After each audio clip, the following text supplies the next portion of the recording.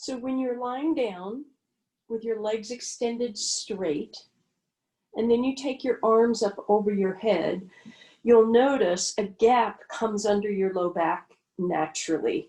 So the natural curves that we've talked about. Your ribs also pop up. So there are two ways to correct this. One is to tuck your pelvis under and press your low back into the ground.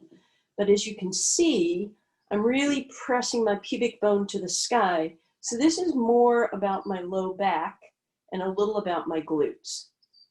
So instead, the challenge is to start with the ribs. Now the hips are going to move some, but you take a deep breath in and you think of that laughing sound, that ha ha ha sound. And you sink your ribs.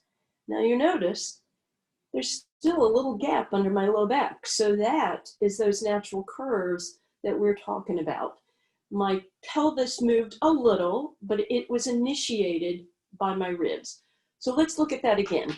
Arms up overhead. Option one, I tuck and squeeze.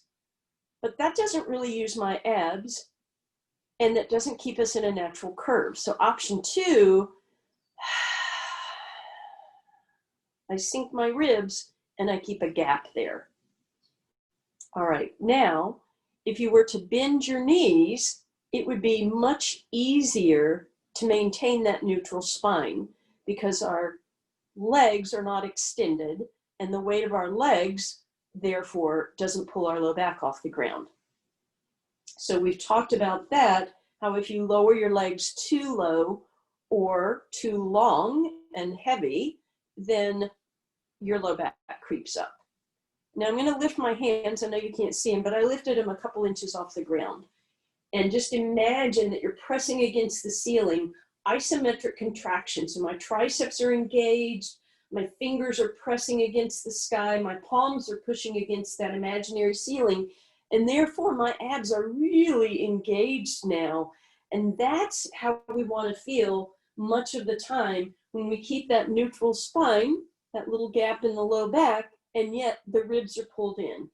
So naturally it'd be this, but we pull the ribs down and in and keep a little gap without tucking our hips.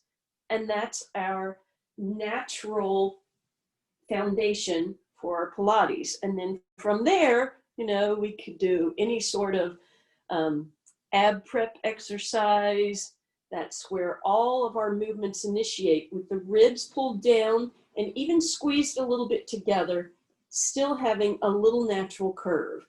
Now, if you are newer to Pilates, I know a lot of us are, or if you're getting too much challenge in your low back, then you go into that pelvic tilt, right?